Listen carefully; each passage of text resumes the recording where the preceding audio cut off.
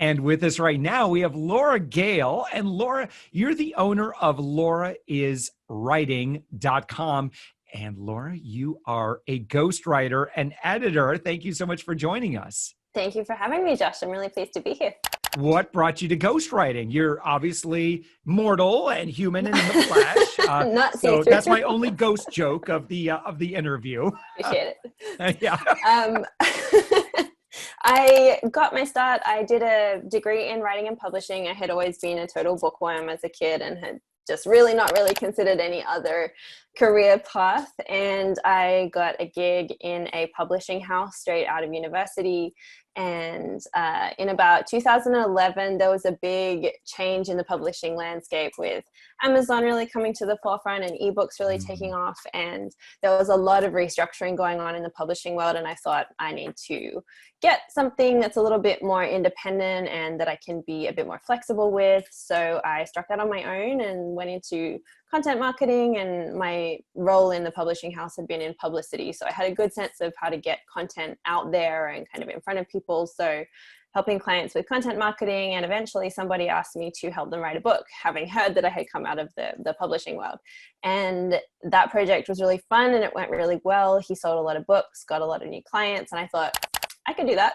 So I kind of just doubled down on it, and that's several years ago now. So yeah, that's all I do. So what is I'm curious about, I'm going to ask you, it's going to be two different questions here, but I'm curious about what the ghostwriting experience is like for you, and then what the ghostwriting experience is like for the client. So we'll start with you. What's it like for you? For me, it's really fun. I get to spend a lot of time in very deep conversation with some very interesting, intelligent, accomplished people. I get to delve into stories that they really don't tell anybody else and have conversations that they really don't get to have very often. So there's a lot of interest there for me, and every project is very different. So I'm never bored, and I get to really I feel like I'm constantly honing my own ability against their abilities, because every entrepreneur is so good at their own thing that every project teaches me something new about business. And so the process for me is very educational and very inspiring each time. For the client, it's very much, I think it can be uncomfortable at times, because you're really pulling back the curtain on something that you've been building, usually for years and years. It's something that's very precious to you, something that a lot of your struggle and a lot of your effort has gone into. There are many sacrifices that go into building a business. And so for a lot of the people I work with, the first time they ever talk to anybody about that is when they decide to write their book. So I'm often kind of the first person that they tell that to. But my goal is always to make it feel like a very safe experience, very comfortable, fun experience. I try to bring a lot of energy to the process and a lot of, undivided attention, so that they really feel like their story is in safe hands. Yeah. Laura, do you specialize in certain types of books? I work exclusively with entrepreneurs, but I skew towards more sort of memoir style people who are looking to give back something to their community, who are wanting to leave a legacy. Not so much here's how you click this button and write that ad and, do these really tactical things, but people who are wanting to really teach bigger lessons. Interesting. So I guess, the question I'd have is how expensive is it to hire a ghostwriter? I mean, and maybe you could speak kind of generally, and then maybe what engagement typically looks like for you. Sure. So there's a range there, obviously, as there always is with services like this. At the low end, I think you'd be looking at about $10,000 US for a project. And I'd say that probably that's a really entry level fee. So if you're not very far along in your business, or you're comfortable kind of being quite hands-on with the process, and I think that's kind of the low end that you would expect, up to $70,000 or $80,000 at the very high end. And that's sort of the Pulitzer Prize winning journalist who, comes and lives in your house for 2 years. Oh my gosh. So that's, that's a very, very far end. So I'm about in the middle. I charge $40,000 for a project. So not coming to your house, we're not going to spend 2 years on it, but we are going to go really deep. So it's a happy medium. And then who generally is that? I mean, is someone looking at this as kind of a return on investment? And if so, what do you know about the business around producing the book?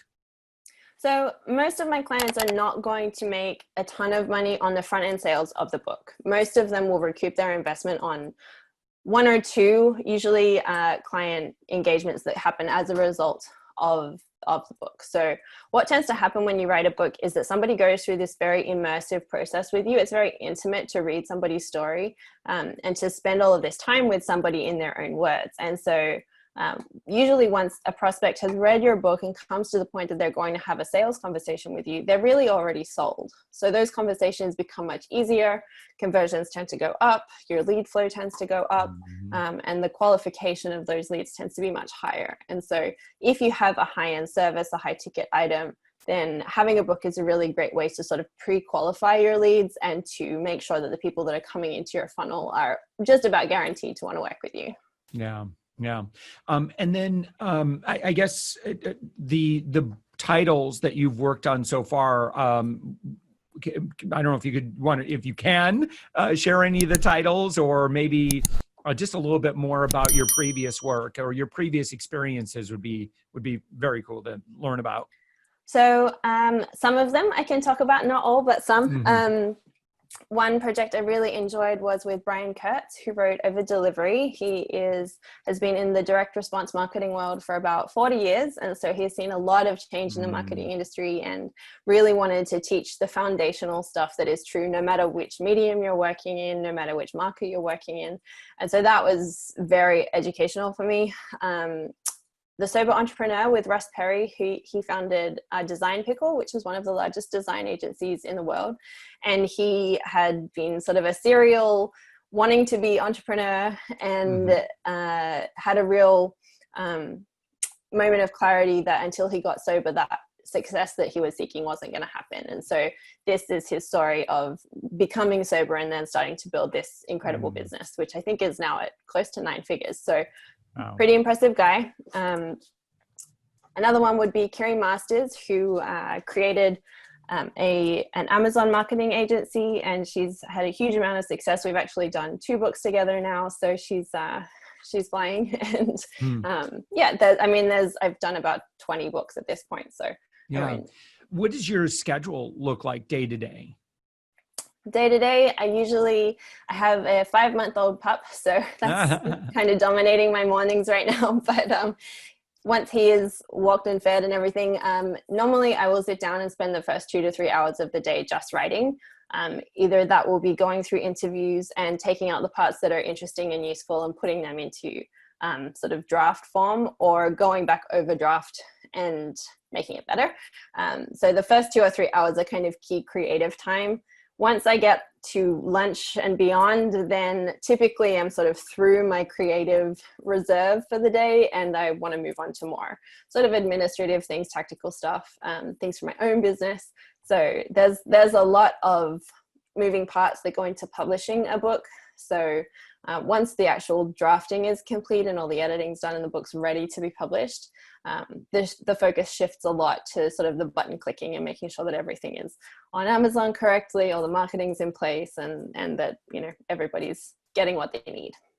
Take me through a kind of the project management aspect of everything. Or let's say someone were to say, well, I'm going to take a shot at this and I want to organize my own thoughts for producing a book. Like, is there a great way to structure what that looks like? I mean, do you begin by saying, okay, well, here's what all the chapters should be, and then just kind of fill in the gaps? Or like, what do you, and I know every book is going to be different, but I don't know if there are any general principles for just managing everything.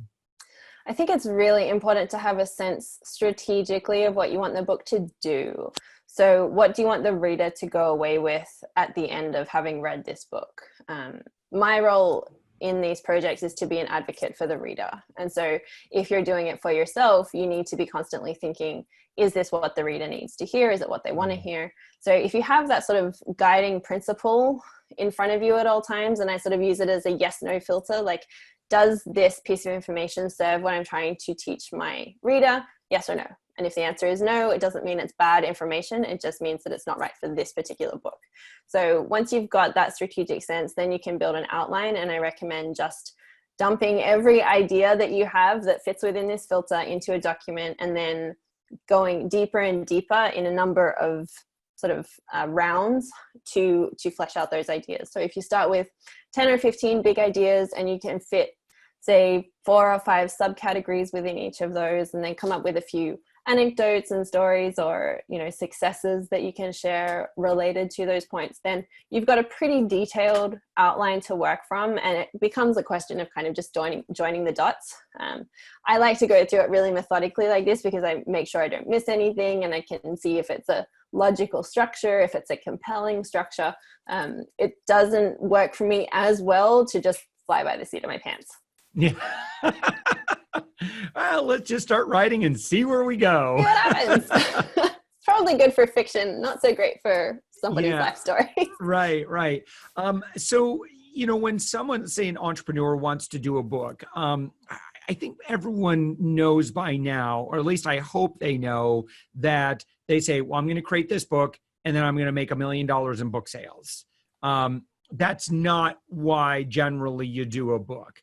It's possible, kind of like Jim Carrey possible, like it's 1 in a million, you know, that you could. But for the most part, a book gives you much more than just riches from book sales. And what are some of those other things that an entrepreneur, the other reasons why an entrepreneur might want to get everything produced into a book? Well, like we talked about before, Josh, you can do a lot more selling of your high ticket items and your high ticket price services, but there's also a lot of opportunities that come along once you have a book out in the marketplace. And for me, the big things to focus on are speaking engagements, because they also really amplify your authority and your reach. You can use your book at speaking engagements as well. So if you take a few hundred copies of your book and give one out to the audience for free, and you know, you're generous with your information that way, you make a really deep impression on that audience, and they are much more likely to engage with you in the future. Having a book is a great reason to get on podcasts. It gives you something to talk about. It's a great way to reach out to traditional media and get coverage that way.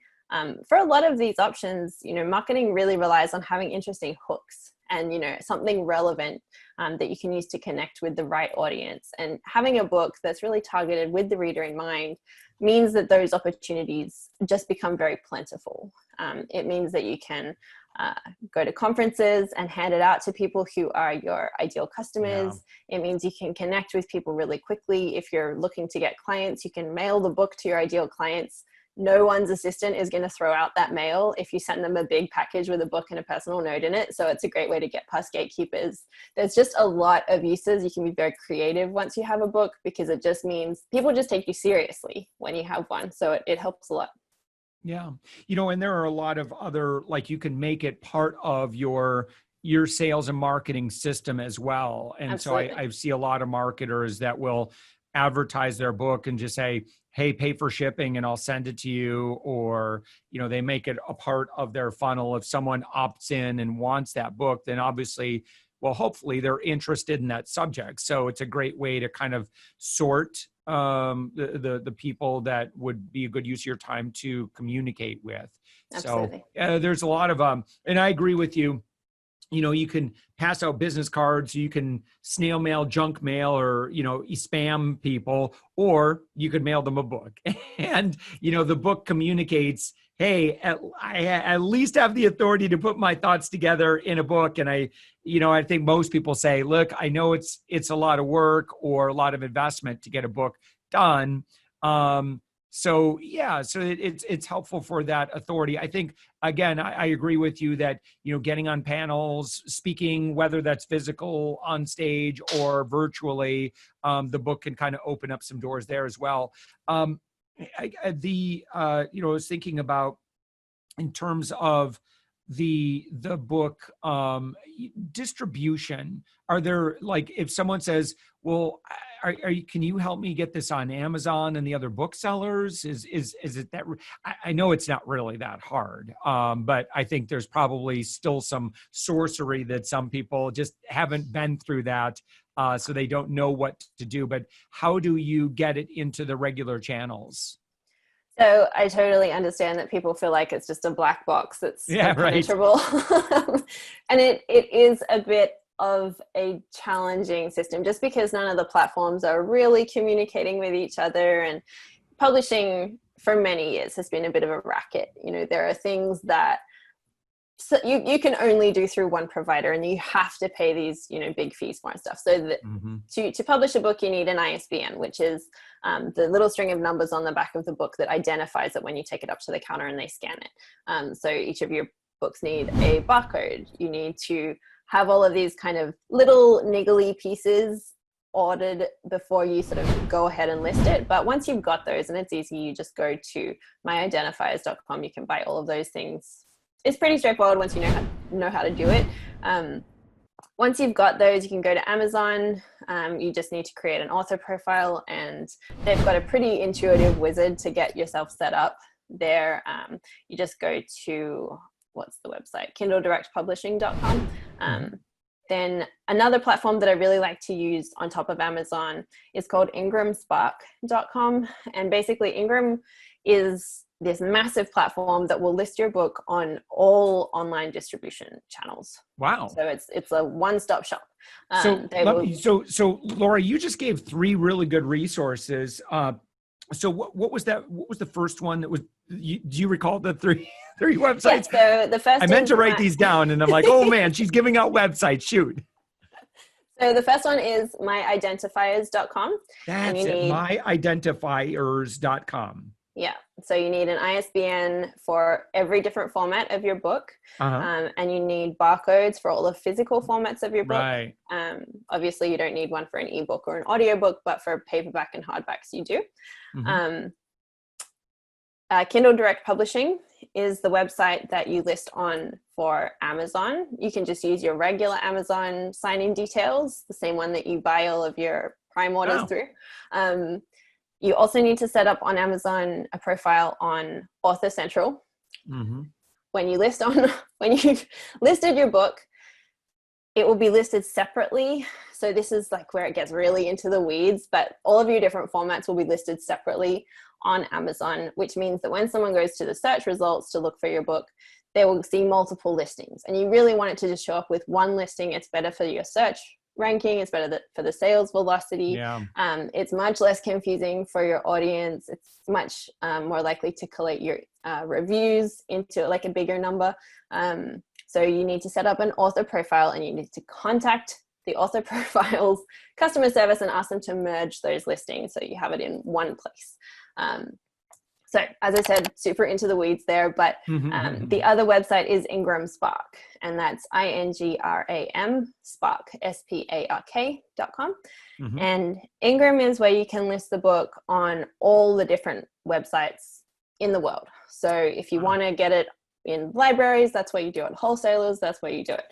Barnes & Noble, Kobo, Nook, all of the different distributors, you can do it through there. Ingram and Amazon both have print-on-demand capabilities. Ingram's print quality, I think, is a little bit better and a little bit more consistent, a little bit more expensive as well, but the end product is really nice. Ingram also integrates with Amazon. So if somebody orders through Amazon, Ingram will fulfill that order for you. But I prefer to set those two up separately, just because Amazon is kind of its own sandpit. You want to play within their rules pretty carefully. So Ingram for everything else, Amazon on its own. Yeah, right. It's important. Yeah. So in addition to ghostwriting, you do editing and coaching as well. Just maybe a bit on that. Sure. So often people will come to me and say, I've written 9 of the 15 chapters that I want to write, and I'm really stuck. And my role there is to either take it over from them or coach them through it. A lot of people will say, I've written the whole thing and it really needs another pair of eyes on it. I can't see what I can't see. So a lot of the time what I'm doing there is just providing some external perspective. And with editing, there are multiple types that you can go through this. So there's structural editing, which is that 30,000 foot view where you're saying, okay, I don't think this chapter really makes sense, or this quote is out of place, or I'm confused about what this means. Like this whole section is boring or dragging or whatever. It's that really like high level stuff that helps you see just the parts of the book that need to be reworked for it to flow properly. Then there's what I would call copy editing, which is where you're going through and just making sure that everything sounds right. You've got all of the kind of correct words in the correct places, basically. And then there's proofreading, which is going through sort of line by line and making sure that every character is perfect. And so each book should be going through all three of those, preferably twice. But obviously, there are constraints on people's time and resources and everything, at least once for all three of those stages. So I can do that for people. And then coaching tends to be more where someone is really keen to write their own book. So they're maybe not a writer by trade, but they're confident writing, they're comfortable putting their thoughts down kind of cohesively, and they just need someone to keep them accountable, keep the process moving, tell them what to do next, and just help them with that kind of critical feedback.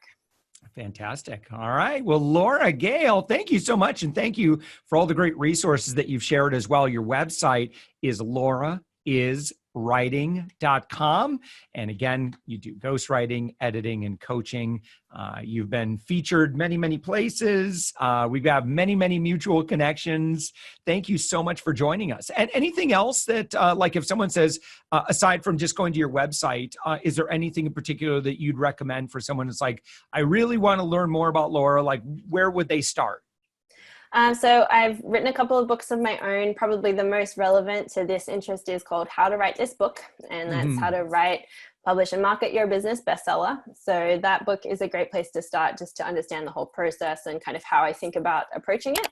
I also run a podcast called The Business of Writing. I co-host that with a copywriter called Rachel Mazza. So that's another good place. We talk a lot about the business aspect of publishing and working as an entrepreneur and kind of how writing fits into a traditional business. Fantastic. And you also have a podcast, the Bo Podcast, the Business of Writing podcast. Yes, that's the one. Laura, wonderful. Thank you so much for joining us again, Laura Gale. Your website is lauraiswriting.com. Thank you so much for joining us. Thank you, Josh.